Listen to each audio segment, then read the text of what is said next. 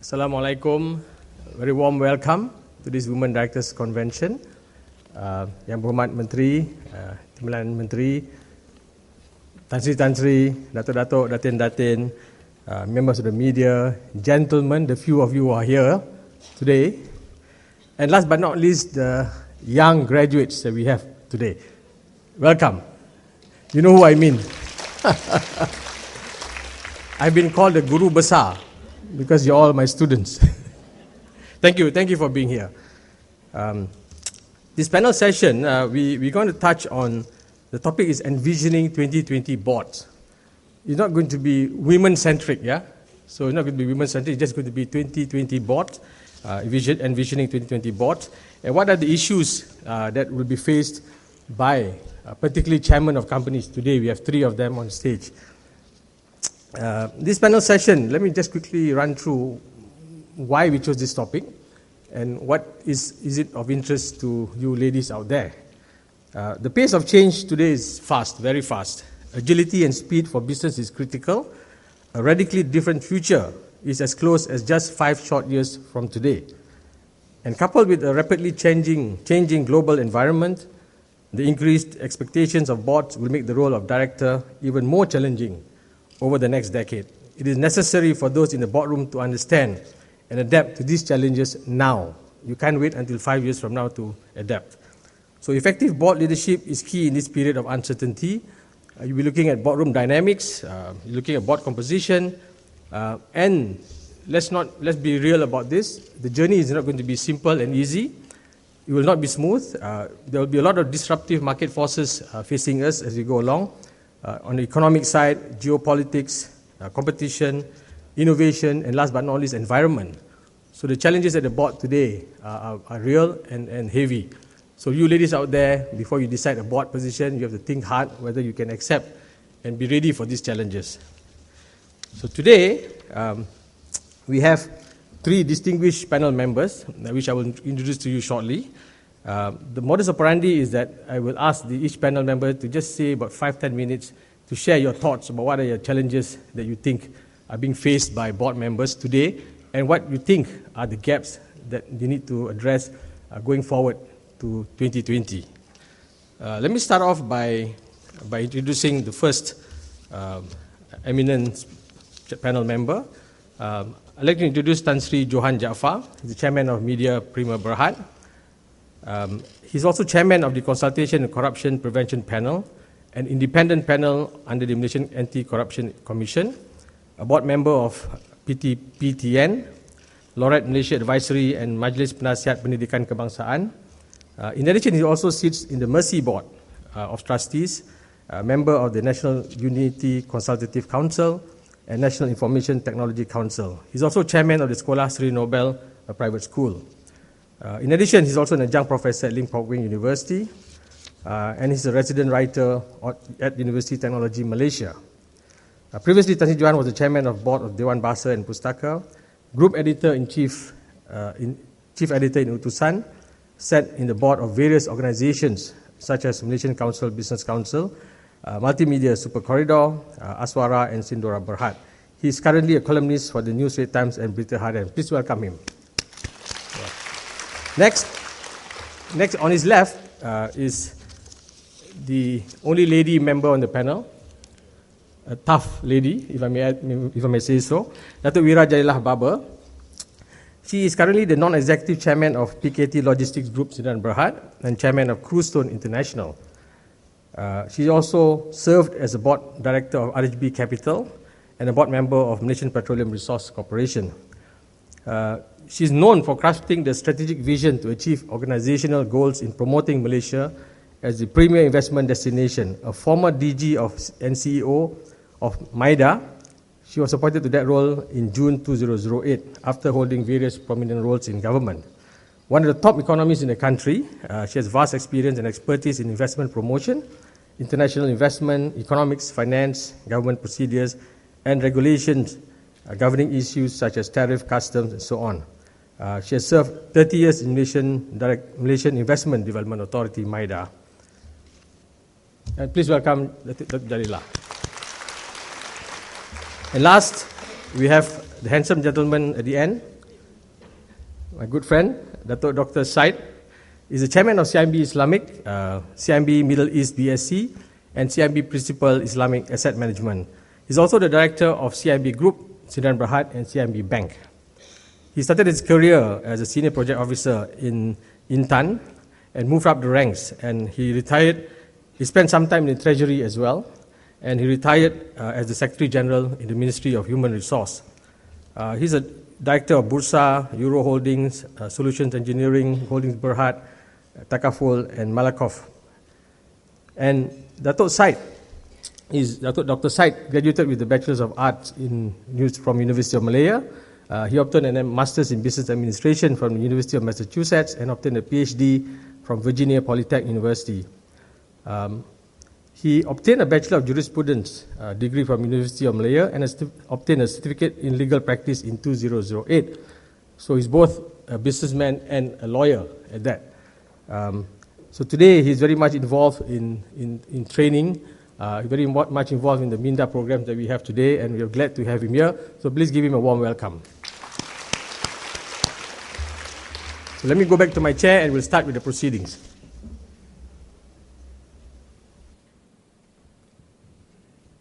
Okay. As I stated earlier, maybe we'll start off with Tan Sri giving your thoughts about what you think are the challenges faced by directors today. Yes, please. Yeah.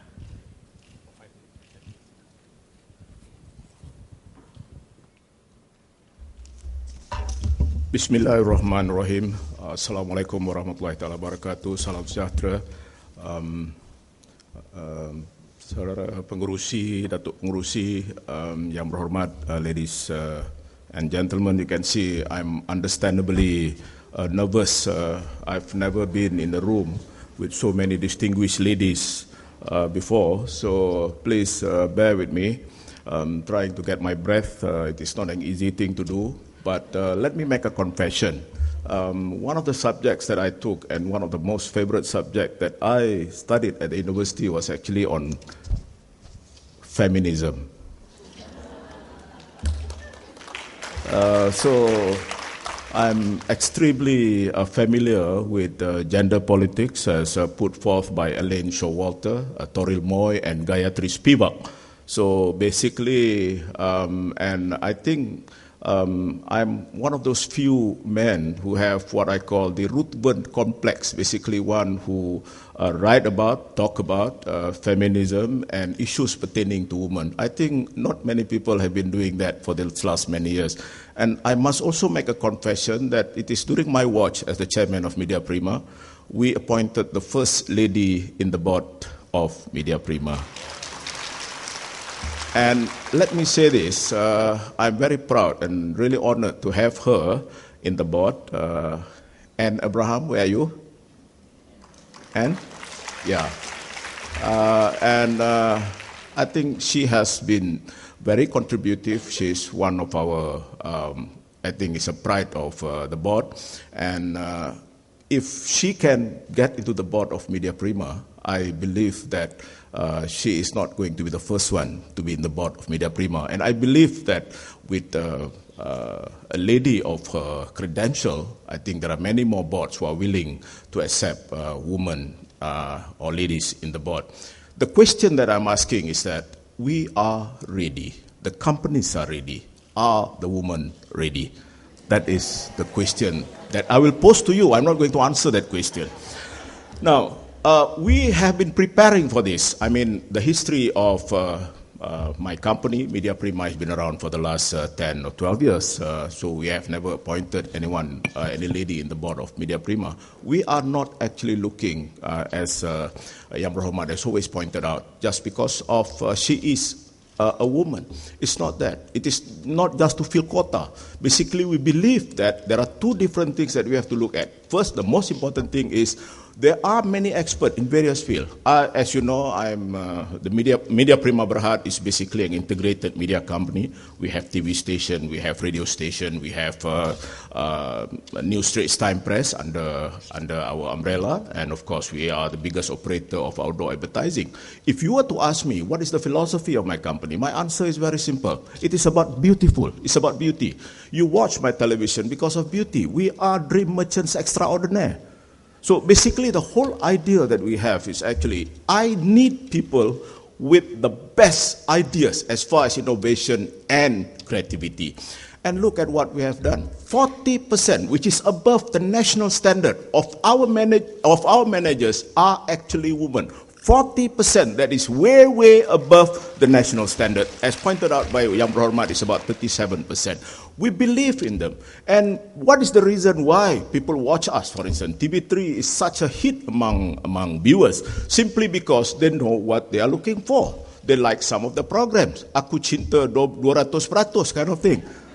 And Nur Kasih, for instance, is a massive, massive hit. Simply because we believe that women are there, they understand the feeling of the woman, and the vibe is correct. And the belief that basically these kind of programs are tailor-made for women, and we need women managers to run the show.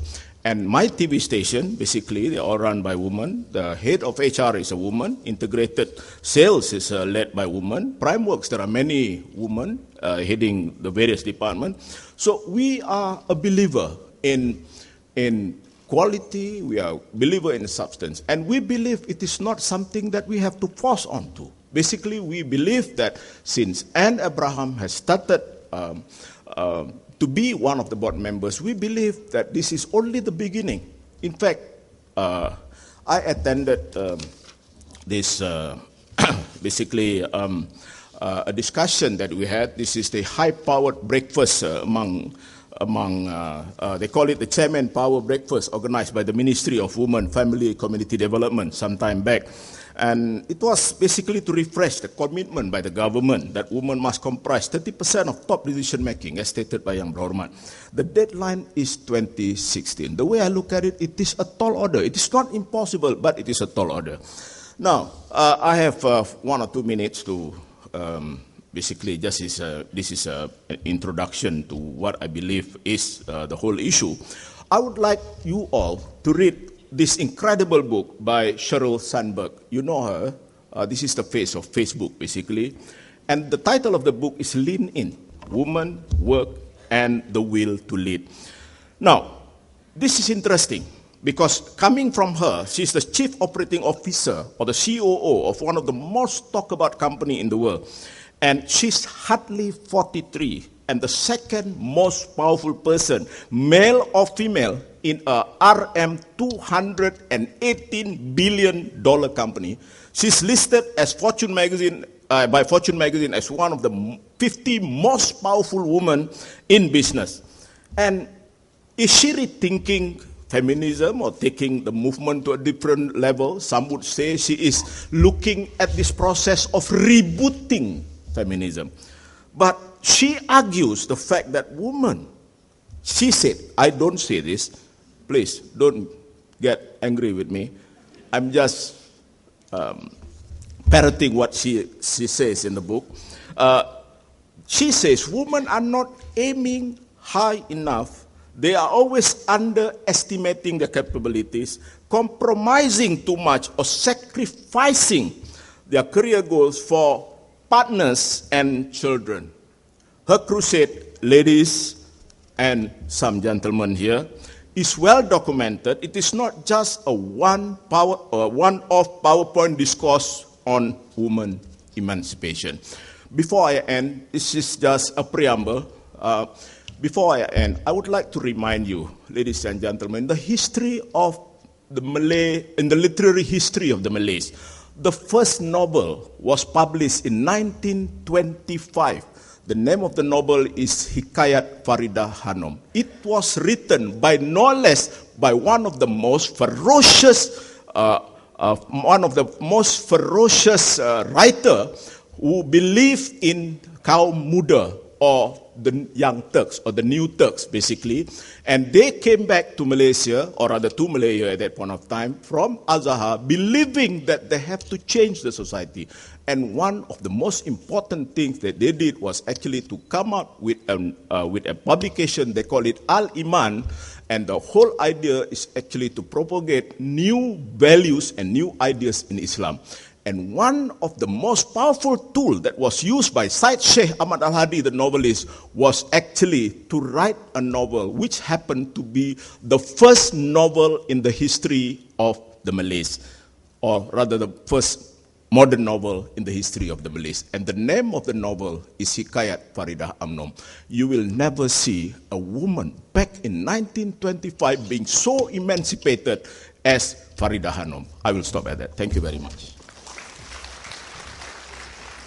Thank you, Tan Sri. Interesting facts that we are learning today. Dato', can I invite you to